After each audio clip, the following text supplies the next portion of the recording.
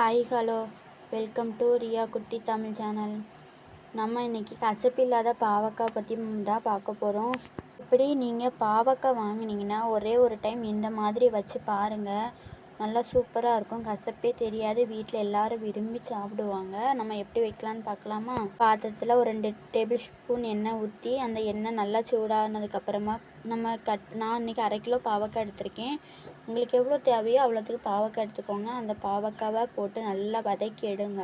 நல்லா கொஞ்சம் வதங்கினதுக்கப்புறமா நமக்கு தேவையான உப்பு போட்டு நம்ம பாவக்காய் வதக்கி எடுக்கணும். உப்பு போட்டு பாவக்காய் வதக்கணுன்னா கொஞ்சம் கசப்பும் போகும், கொஞ்சம் சீக்கிரம் வதங்கவும் செய்யும். நல்லா வதங்கணும். ஆனால் மூடி வச்சு வதக்காதீங்க. ஏன்னா மூடி வச்சு வதக்குனீங்கன்னா அது தண்ணி ஊறி டேஸ்ட்டே மாற்றிடும். அதுக்காக வதக்கின பாவக்காய்லாம் எடுத்து தனியாக வச்சுட்டேன். அப்புறமா அதே பாத்திரத்துலேயே கொஞ்சம் எண்ணெயை ஊற்றி உள்ளியை போட்டு நல்லா வதக்கணும்.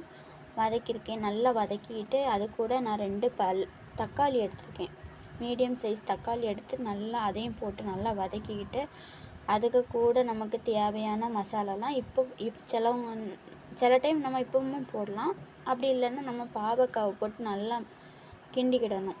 அந்த பல்லாரி தக்காளி கூட நல்லா மேட்ச் ஆகிற அளவுக்கு நல்லா கிண்டி அந்த சாறு அவ்வளோ இறங்கி வரணும். இனி நம்ம மூடி வச்சு வேக வைக்கலாம். இனி லைட்டாக கொஞ்சம் மூடி வச்சு வேக வச்சுட்டு அதுக்கப்புறமாட்டு நம்ம என்ன பண்ணணும்னா நமக்கு தேவையான மசாலா 2 தான். கொஞ்சோண்டு வத்தப்பொடியும் கொஞ்சோண்டு மஞ்சள் பொடியும் மட்டும் போட்டால் போதும். வத்தப்பொடி உங்களுக்கு காரத்துக்கு ஏற்ற மாதிரி போடுங்க, சரியா? ஆனால் நம்ம இப்படி வச்சு சாப்பிட்டோன்னா ரொம்ப நல்லாவும் இருக்கும். சூடு சோற்றுக்கு நல்லா டேஸ்ட்டாக இருக்கும், பார்த்துக்கோங்க. நிறைய பேர் நம்ம வீடியோஸ் பார்க்குறீங்க, ஆனால் யாருமே ஷேரும் பண்ண மாட்டேங்கிறீங்க.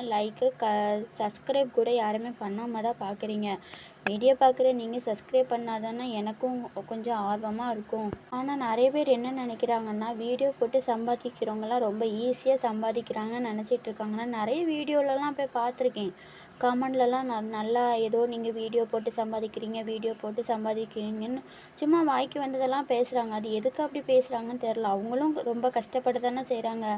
ஏன் நீங்களும் அதே போல் வீடியோ எடுத்து சம்பாதிக்கலாம்ல? உங்களுக்கும் அந்த திறமையெல்லாம் இருக்கும்ல, நீங்களும் சம்பாதிங்க. சரி, நம்ம இதில் வந்துடும். அதுக்கப்புறமா கடைசியாக நம்ம மசாலாலாம் போட்டு கொஞ்சோண்டு தேங்காய் போட்டு எடுத்தோன்னா நல்லா சூப்பரான பாவக்காய் ரெடி ஆயிரும். நல்லா டேஸ்ட்டாக இருக்கும். நீங்கள் ஒரே ஒரு டைம் ட்ரை பண்ணி பாருங்கள். ட்ரை பண்ணி பார்த்துட்டு கண்டிப்பாக எனக்கு கமெண்ட்டில் சொல்லுங்கள். நல்லா டேஸ்ட்டாக இருக்கும்.